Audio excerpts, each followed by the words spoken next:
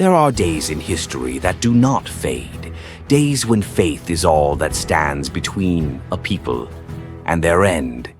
In the sands of Arabia, under a scorching sun, 313 men stood against a mighty army, not for conquest, not for revenge, but for truth. It was the 17th of Ramadan, the day heaven descended to earth, the day of Badr, the day of Criterion.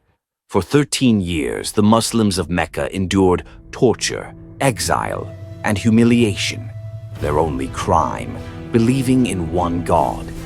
Forced to flee, they migrated to Medina, leaving their homes and wealth behind. But the Meccans didn't stop. They seized their property and enriched themselves. One of their caravans, led by Abu Sufyan, was returning from Syria.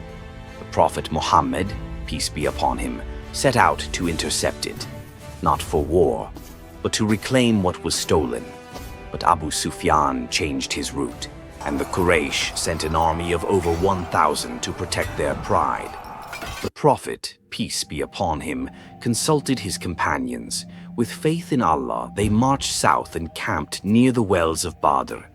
They controlled the water, a wise and strategic move.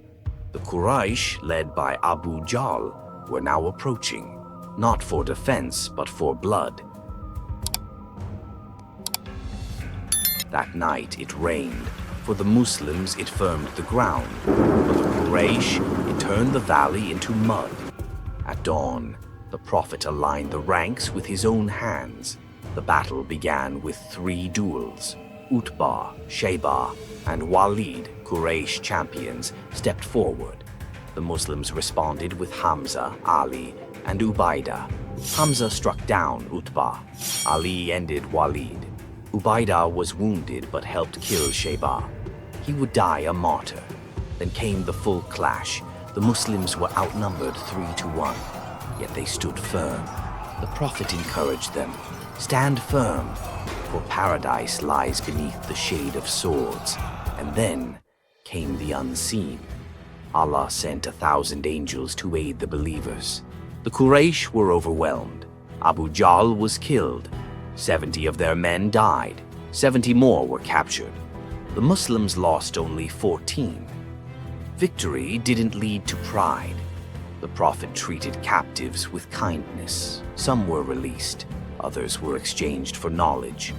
The Battle of Badr was not just a military win.